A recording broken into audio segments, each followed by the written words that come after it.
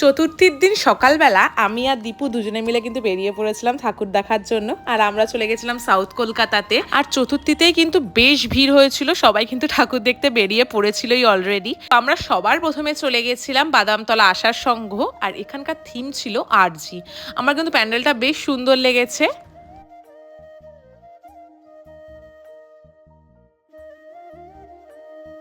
আর বাদামতলা আশার সংঘের পাশেই তো ৬৬ পল্লী, তো তারপরেই চলে গেছিলাম ৬৬ পল্লীর ঠাকুরটা দেখার জন্য।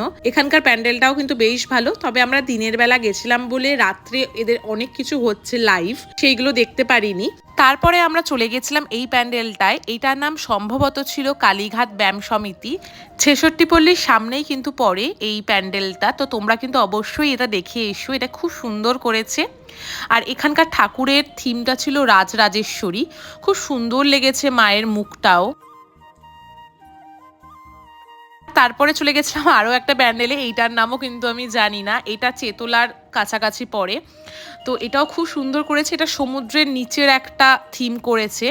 তো এখানকার ঠাকুরটাও খুব সুন্দর হয়েছে। আর এখানে কিন্তু সমুদ্রের নিচে বলে একটা এয়ার কুলারে ঠান্ডা দিচ্ছিল, তো পুরো ফিল করা যাচ্ছিল সমুদ্রের নিচে।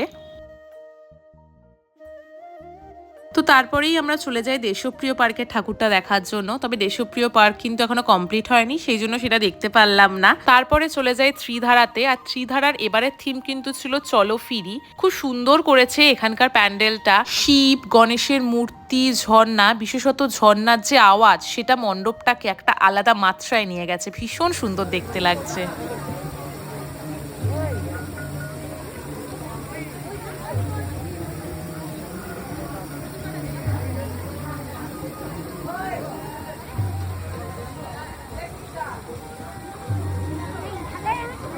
বল, এতগুলো ঠাকুর দেখলি, এই আমার ফোনটাই পড়ে যাচ্ছে ভাই ব্লগ করতে করতে। বলছি এতগুলো ঠাকুর দেখলি কেমন লাগলো? শ্রীধারাটা কিন্তু খুব ভালো করেছে বল। হ্যাঁ, আমার সব থেকে ভালো লেগেছে যেটা, সেটার নামটাই জানি না, এটা হলো দুঃখ। ওটা প্যান্ডেলটা অলরেডি হয়তো ভিডিওতে আগে দেখেই ফেলেছো, কারণ আমরা ওটা আগে ঘুরতে গেছি, তো ভিডিওতে ওটা আগেই থাকবে ওর ফেভারিটটা। আর শ্রীধারাটাও তোমরা দেখতেই পাবে, তো তোমরা যদি কমেন্ট করে জানিও কোনটা ভালো লাগলো। পুজো মানেই কিন্তু জমিয়ে খাওয়া দাওয়া, আর ফুচকা আইসক্রিম এগুলো না খেলে কি হয়, তাই আমরাও কিন্তু ফুচকা আইসক্রিম এগুলোকে খেয়ে নিলাম। আর তারপরে দীপু কিন্তু খেয়েছে ম্যাগি, আর আমি আমার জন্য নিয়েছিলাম স্যান্ডউইচ। আর তারপর চলে গেছিলাম বালিগঞ্জ কালচারালি। এখানে কিন্তু একটা পুরো নর্থের ভাইব পাওয়া যাচ্ছিল সাউথে দাঁড়িয়ে। ঢাকের আওয়াজ আর সুন্দর আলো এত সুন্দর করে ফুটিয়ে তুলেছে মণ্ডপটাকে। আর এইটা হলো সমাজসেবী সংঘ, আর এখানকার ঠাকুরটা কিন্তু আমার খুব সুন্দর লেগেছে। গণেশকেও আমাদের মতো সাধারণ ছেলে দেখিয়েছে। তোমাদের ভিডিওটা কেমন লাগলো অবশ্যই কিন্তু জানিও।